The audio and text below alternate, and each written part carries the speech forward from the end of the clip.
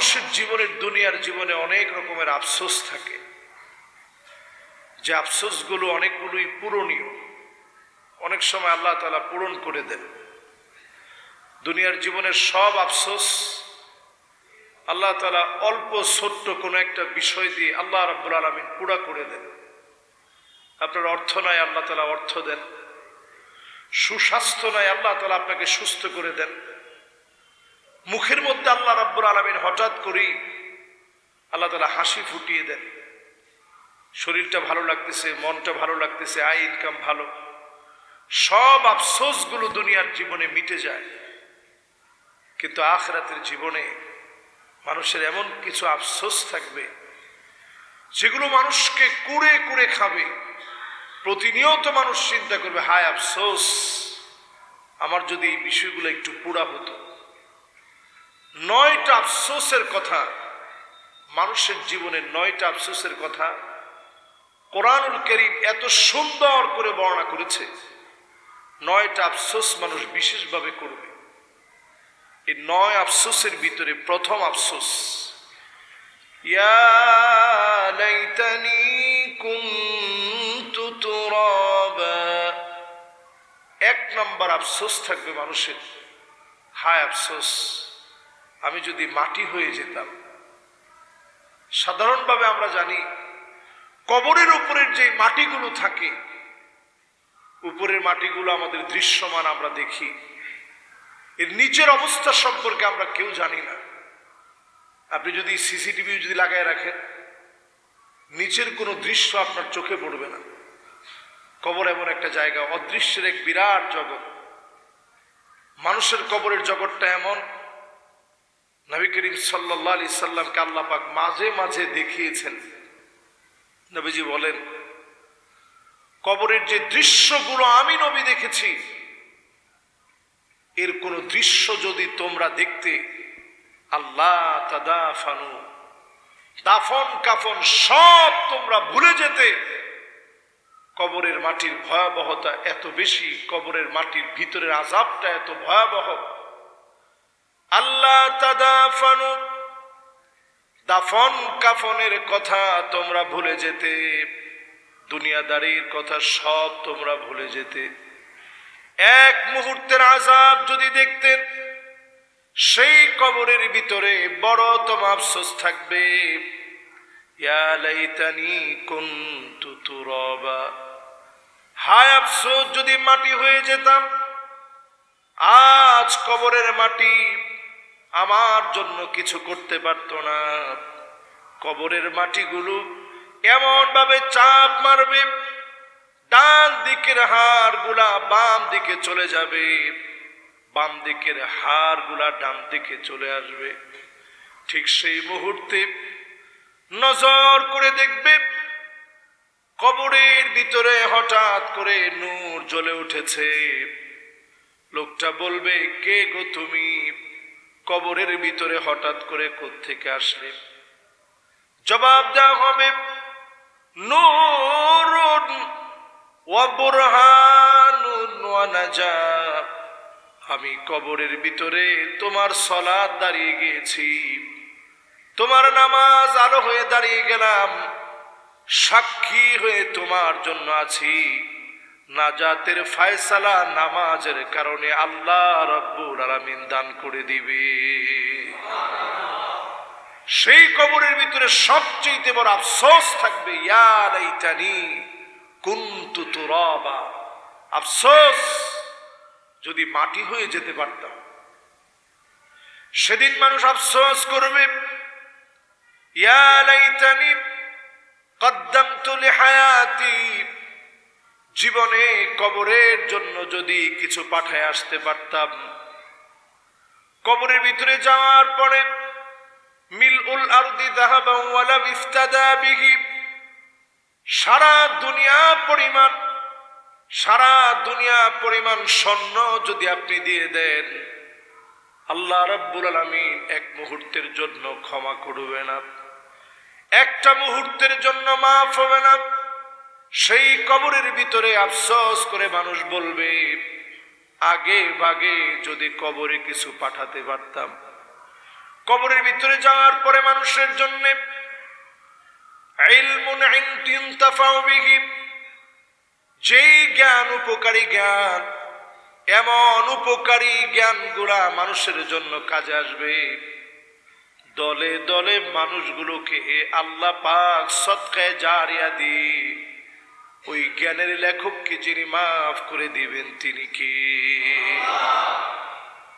নেককার সন্তান যদি আপনি রেখে যান, ওয়ালাদুন সালেহ ইয়াদউ লাহু, নেককার সন্তান যদি আপনার থাকে, এই নেককার সন্তানদের জন্য মা বাবার জন্য যখন সন্তান দোয়া করবে, মা বাবার জন্য যখন দোয়া করবে, নেককার সন্তানদের এই দোয়ার কারণে মা বাবার গুনাহ খাতা মাফ করে সদকায়ে জারিয়া যিনি পৌঁছায়া দিবেন তিনি কি?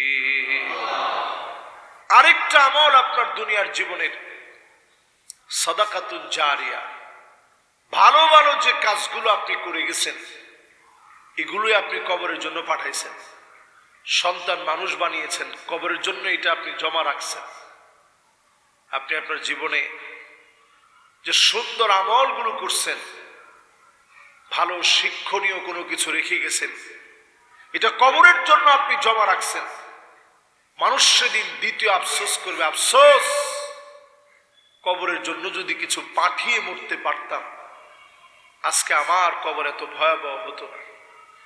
3 নাম্বার মানুষ আফসোস করবে, ইয়া লাইতানি লাম উতা কিতাবিয়া, হায় আফসোস আজ যদি আল্লাহ রাব্বুল আলামিন আমার আমল নামাটা না দিতেন।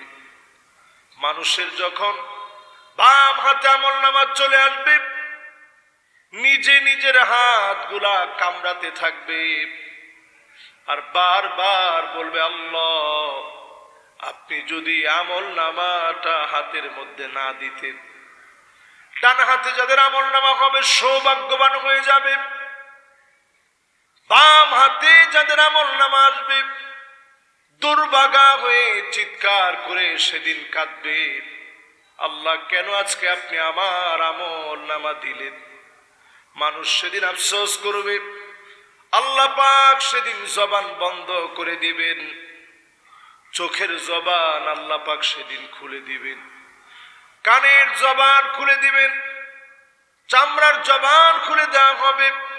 আনতাকানাল্লাহুল্লাযী আনতাকা কুল্লা শাই, জবান সেদিন বন্ধ হয়ে যাবে,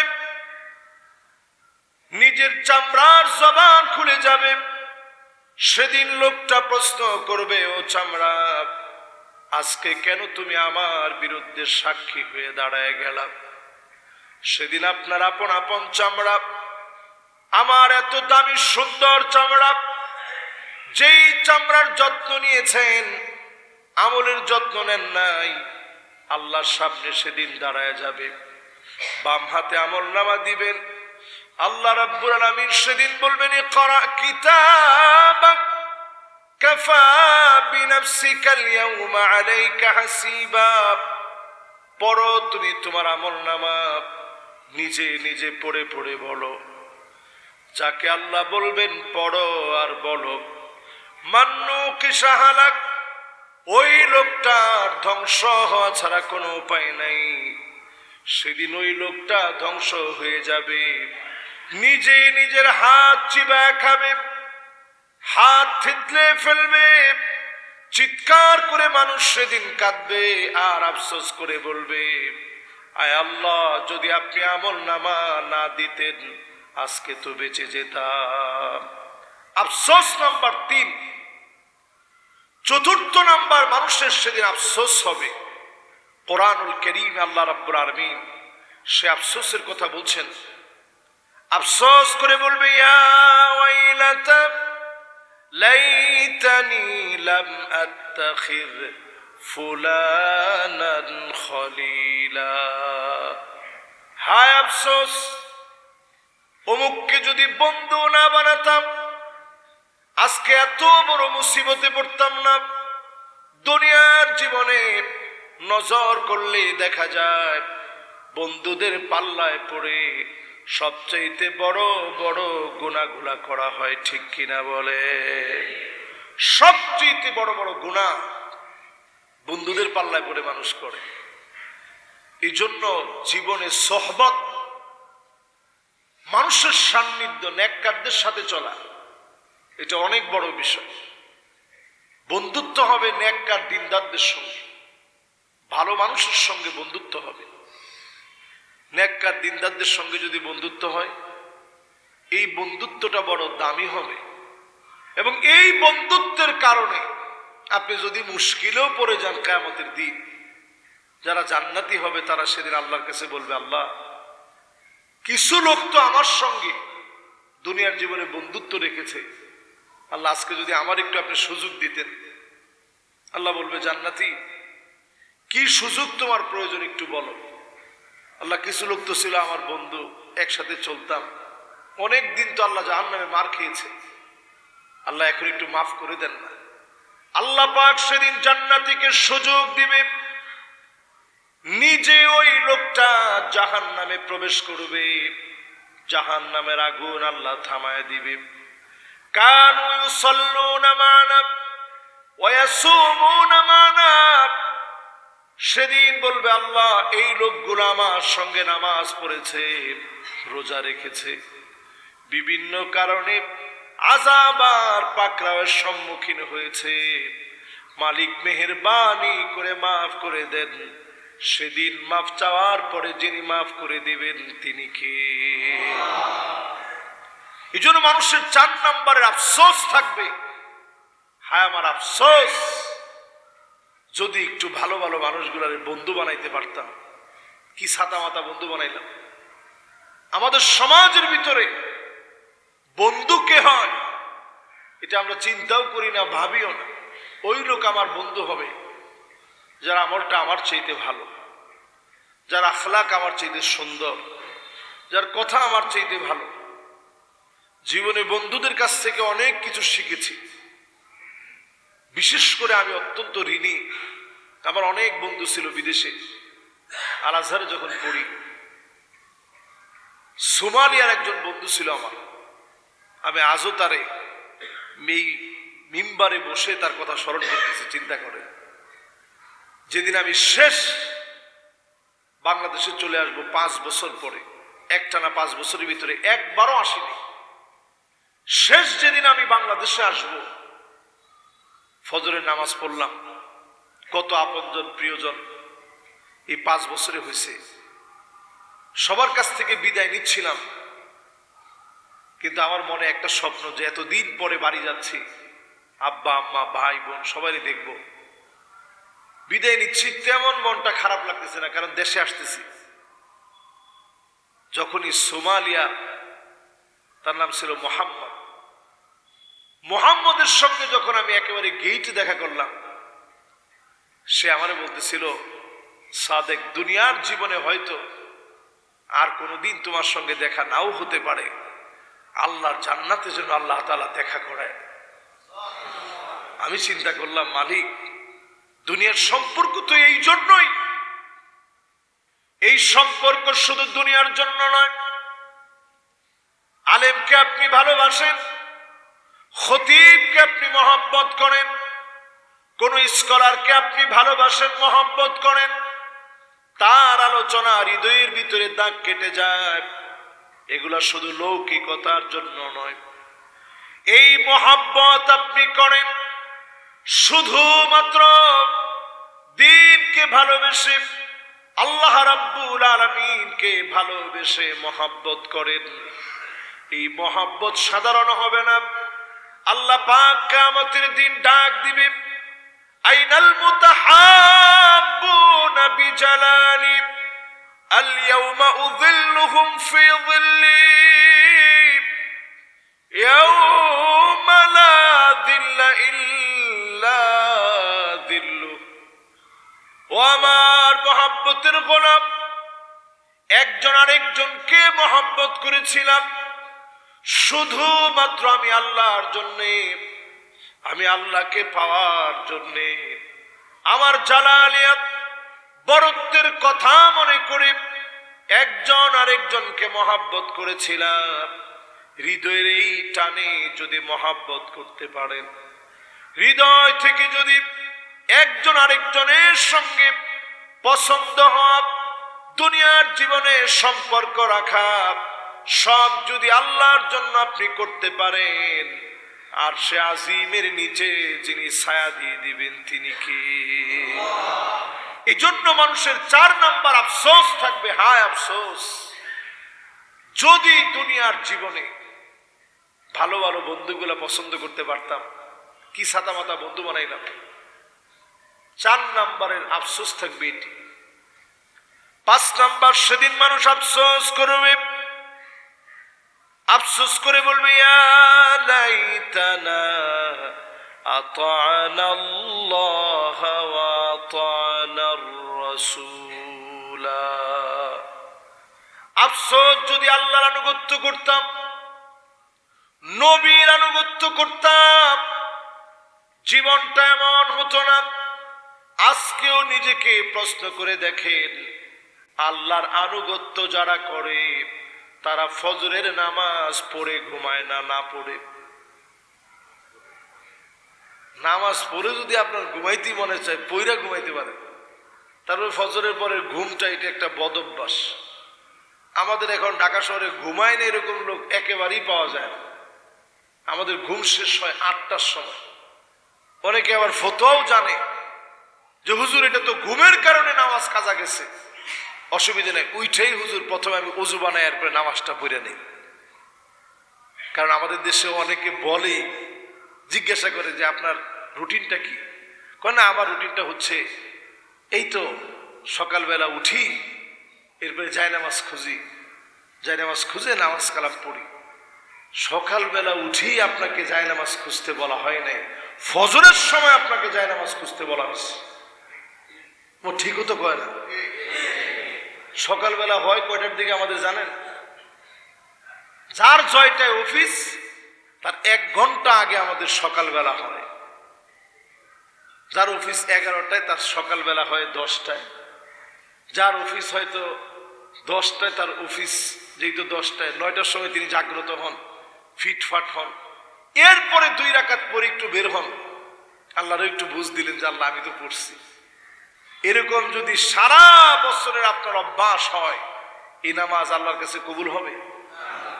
ফাওয়াইলুল লিল মুসাল্লিন, কিছু মানুষের জন্য নামাজ পড়ার পরেও ধ্বংস। যেই নামাজি নামাজ পড়লেন, নামাজের ভিতরে কোনো মনোযোগ নাই, আল্লাহর আনুগত্যে কার্পণ্য করলেন, পর্দার বিষয়ে শিথিল করলেন, নিজে আল্লাহর ইবাদত বন্দিগিতে শিথিলতা প্রদর্শন করলেন, নবীর সুন্নাহ মানেন নাই, এমন লোকগুলা সেদিন আফসোস করে বলবে, যদি আল্লাহ তার রাসূলকে মেনে নিতাম। জোরে কোন আল্লাহু আকবার।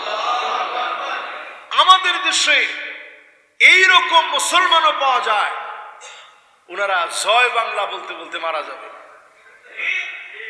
তোমার ঠিক হতো, আপনারা কইলেন না? হ্যাঁ রে মুসলমান, আপনি জয় বাংলা বলে যখন মরবেন, আপনার নিজের জীবনকে আপনি জয় বাংলা করে দিলেন, লাভ নাই। আপনি আফসোস করে বলবেন আতানাল্লাহ ওয়া আতানার রাসূলা। হায় আফসোস, যদি একটু আল্লাহর নাম নিয়া, নবীর নাম নিয়া মরতে পারতাম। ঠিক কিনা বলেন? কত বড় নাদান আমরা, চিন্তা করেন।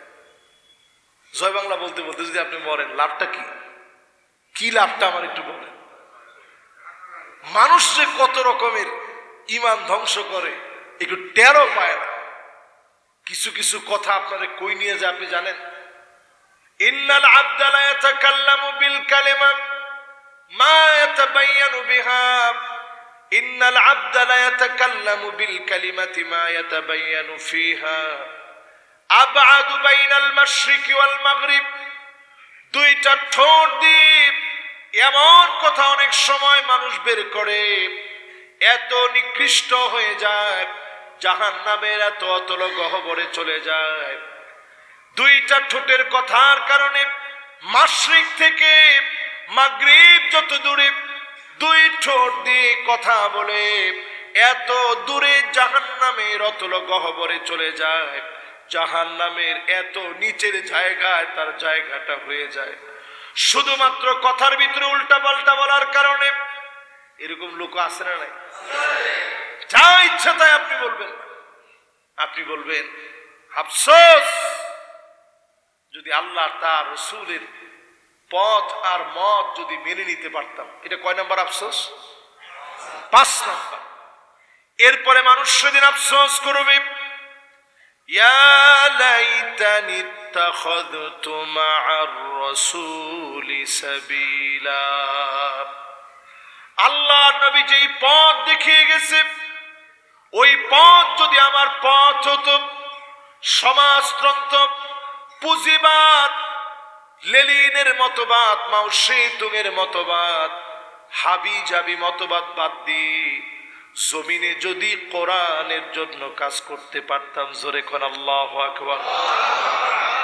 এই আফসোস 92% মুসলমানের দেশে, অধিকাংশ মুসলমান আল্লাহর দরবারে যেদিন চক্ষুটা বন্ধ হয়ে যাবে, অধিকাংশ মুসলমানের আফসোস থাকবে, হায় আফসোস, যদি একটু নবীর দেখানো পথে চলতে পারতাম।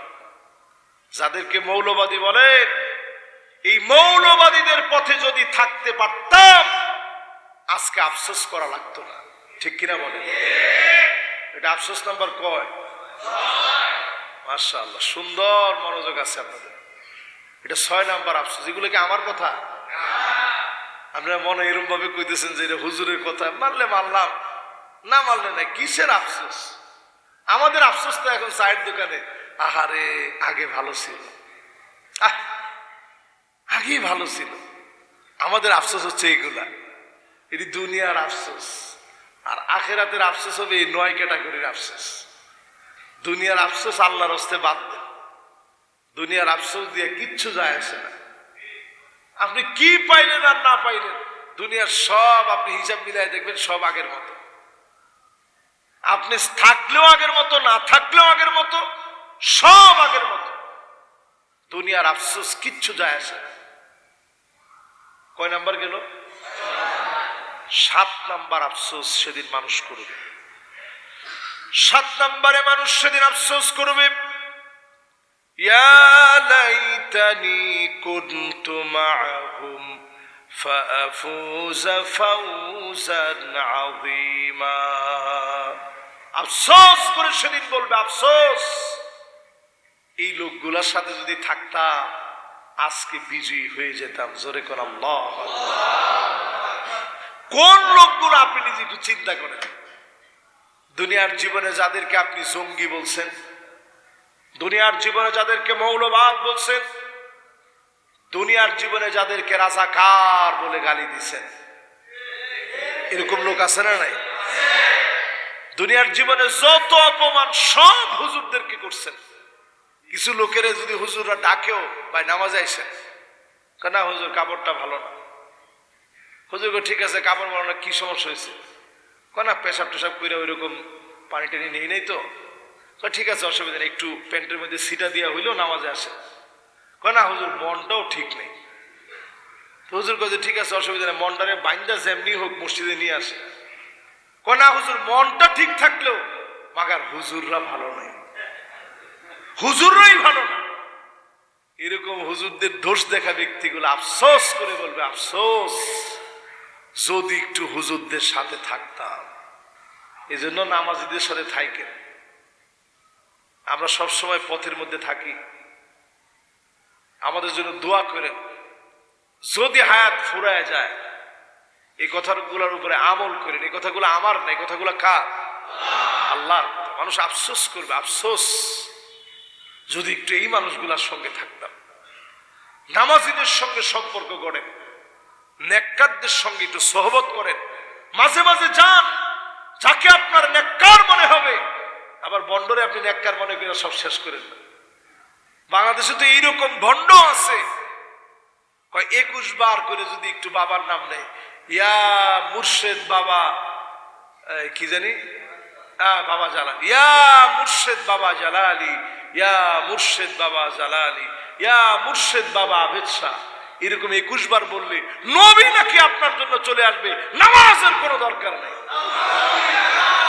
এরকম কর পরও আপনারা যেরকম নাউজুবিল্লাহ যেরকম কইছেন, ওরা সুবহানাল্লাহ এর থেকে জোরে বলছে। তার মানে আপনি চিন্তা করেন এই দেশে আপনি ইসলাম কদ্দুর বুঝাইতে পারছেন।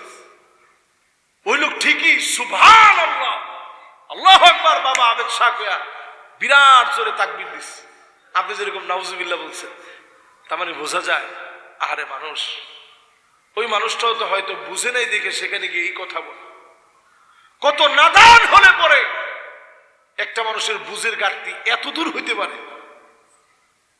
যারা গিয়ে বিভিন্ন পীরের কাছে গিয়ে পায়ের মধ্যে সেজদা করে, আপনি ওই পীরের আপ টু বটম তাকায় দেখেন, চুলের গোড়া থেকে নিয়ে পায়ের তালু পর্যন্ত সুন্নত যে লোকের নাই, ওই লোকের কথা শোনা যাবে না।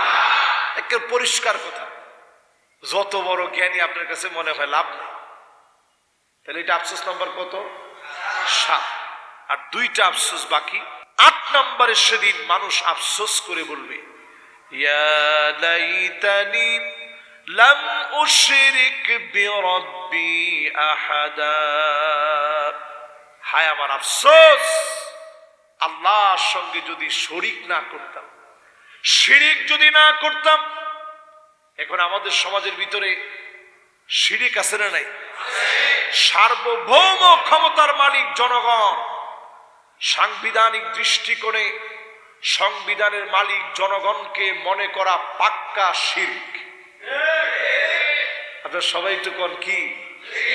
এখন সংবিধানের সংস্কার চলছে, এই সংস্কারে আমরা প্রস্তাব রাখি শিরকি একটি কথাও আমার দেশের সংবিধানে রাখেন না, যদি দেশের বরকত কামনা করে। এবং আমার দেশের সংবিধানের ভিতরে বিসমিল্লাহটা আছে ঠিক, কিন্তু বাংলায় বিসমিল্লাহ কি বাংলায় না আরবিতে? আরবিতে আপনি রেখে পাশে আপনি বাংলাটা সুন্দর করে অর্থটা রাখেন, কারণ বিসমিল্লাহটা সবার মুখস্থ, এটার বাংলায় লেখার দরকার হয় না। বাংলায় যখন লেখেন তখন অনেক ভুল লেখা হয়। যেমন আমরা বলি বিসমিল্লাহির রহমানির রহিম, এটা কেন বলি? কারণ আমাদের সংবিধানের মধ্যে আছে।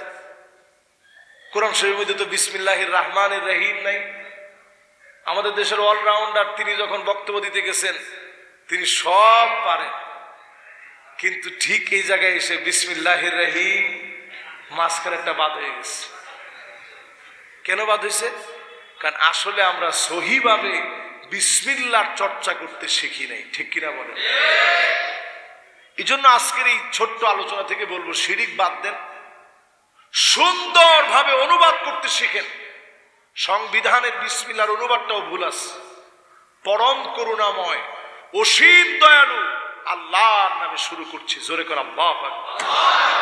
এটার যে স্পিরিট, এই স্পিরিট যদি আপনি একটু মনের ভিতরে লালন করেন, এটা সাধারণ কথা না। আমার আল্লাহ অনেক দয়ালু, পরম করুণাময়, অসীম দয়ালু, তার দয়ার কোনো তুলনা হয় না। এই রকম মালিকের নামে আমি শুরু করছি। শুরু যখন এইভাবে হবে, সার্বভৌম ক্ষমতার মালিক একমাত্র কে? জনগণরে পাম্পট্টি দেওয়া বাদ দেন, দিয়ে আল্লাহকে সার্বভৌম ক্ষমতার মালিক হিসেবে ঘোষণা করেন। এরপরে আসেন প্রিয় ভাইয়েরা, সেদিন মানুষ আফসোস করবে, আর সেদিন বলবে, ইয়া লাইতানা নুরাদ্দু ওয়ালা নুকাযযিবা বিআয়াতি রাব্বিনা ওয়া নাকুনা মিনাল মুমিনিন।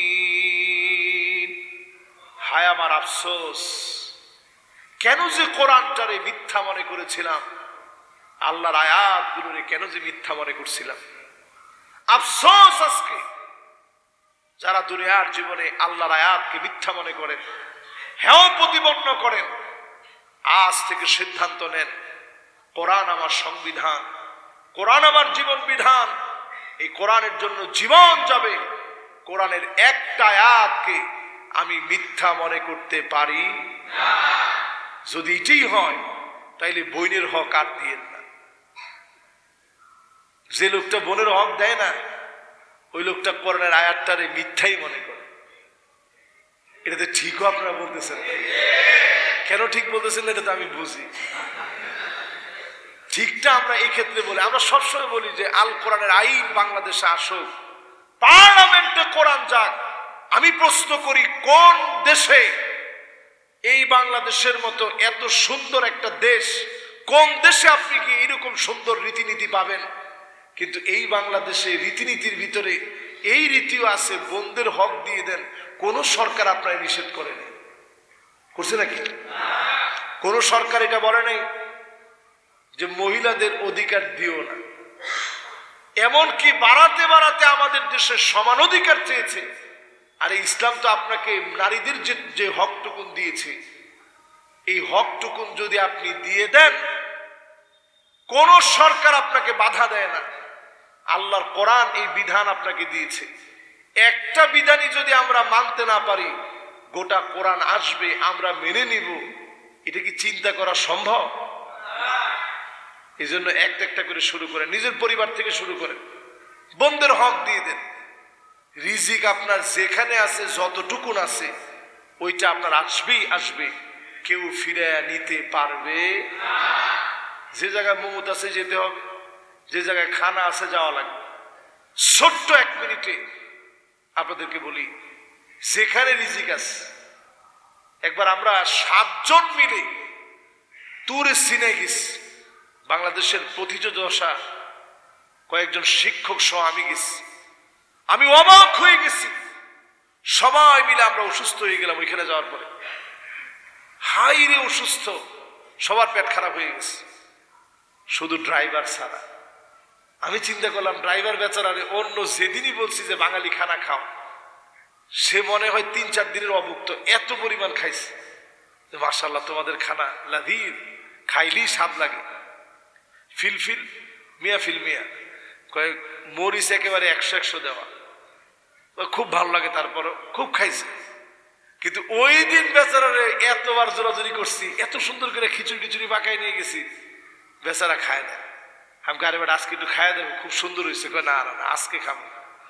যেটা 1000 কিলোমিটার পথ সফর করে গেছি, গিয়ে ঠিকই আমরা বাঙালি খানা খাইলাম, সবগুলো অসুস্থ।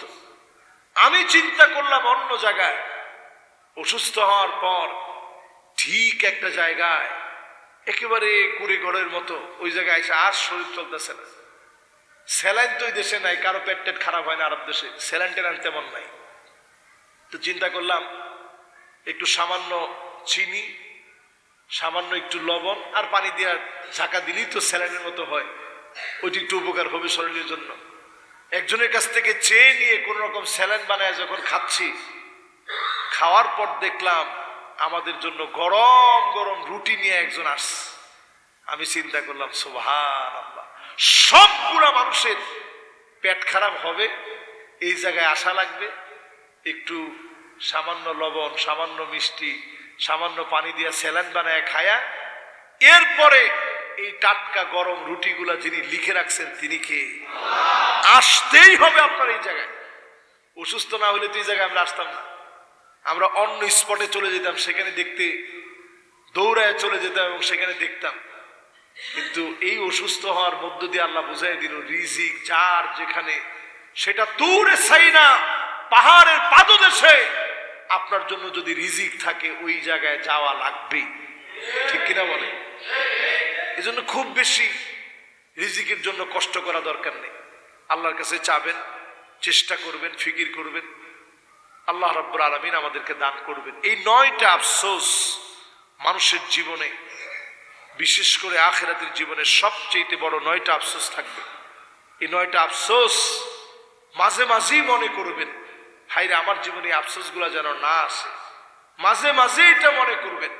আল্লাহ রাব্বুল আলামিন আমাদেরকে দুনিয়ার জীবনের সফলতা, আখিরাতের জীবনের সফলতা আল্লাহ যেন দান করে দেন। পড়েন আমিন।